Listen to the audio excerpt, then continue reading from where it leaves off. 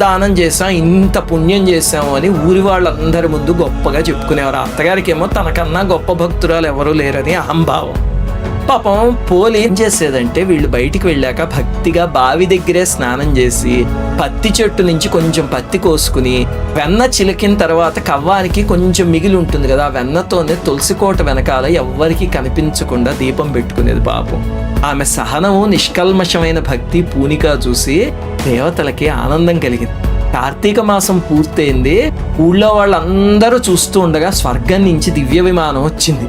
అంతో అత్తగారును ఈ తోడికోడళ్ళు మా కోసం వచ్చింది అని ఎక్కబోతూ ఉంటే వాళ్ళని తోసేసి పోలిని ఎక్కించుకుని సశరీరంగా స్వర్గానికి తీసుకుపోయారు. ఇది పోలి స్వర్గం కథ అంటే. ఏమి నేర్చుకోవాలండి కథ నుంచి అంటే 3 విషయాలు. ఆడంబరాలతో వేరే వాళ్ళని మెప్పించటానికి పూజలు ఎప్పుడు చేయకండి. భక్తితో, భగవంతుడి మీద ప్రేమతో చేయండి.